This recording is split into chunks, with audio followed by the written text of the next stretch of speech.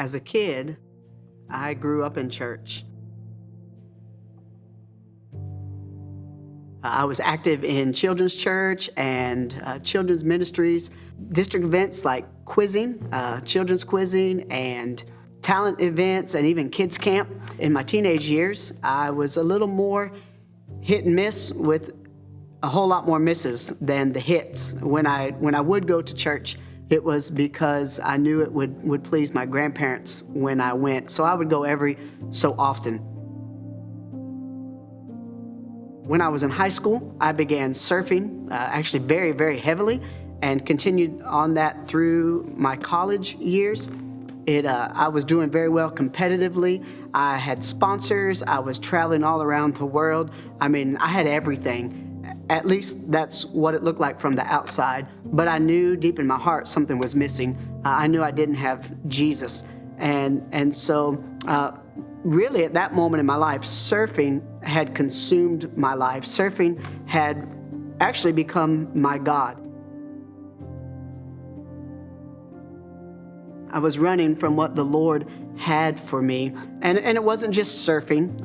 There were a lot of decisions in my life in that stretch that were just really ungodly, were not pleasing to the Lord. There were many late nights or even early mornings when I would come home, and my Gramps, who was just a great godly man, he would meet me, and he would smile, and he would put his arms around me, he'd hug my neck, and he'd say, "Boy, God has something better for you."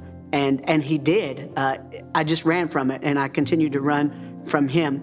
However, on a Sunday morning in December of 1994, I went to church. I don't remember what the reason was, but I went to church. The pastor preached, and an invitation was given. And my Gramps looked over at me, and he said, "Boy, is everything okay?" And I knew things weren't okay. Things hadn't been okay for a long, long time.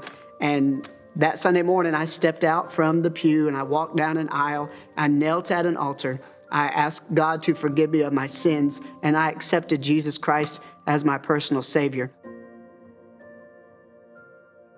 It was the greatest decision that I've ever made, and it's a decision that radically changed my life. I don't even have the time to tell you how it radically changed my life, but it did. Today, I'm so thankful for God's grace and His mercy. I'm thankful that He pursued me even when I ran from Him. I'm thankful that He didn't give up on me.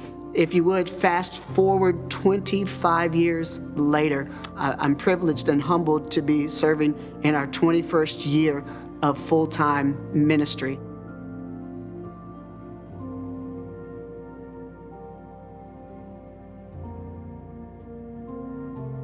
Knowing what God has delivered me from and brought me from, and how good and gracious He's been to me, and how my life has been radically changed, I can truly say today, with God, nothing is impossible.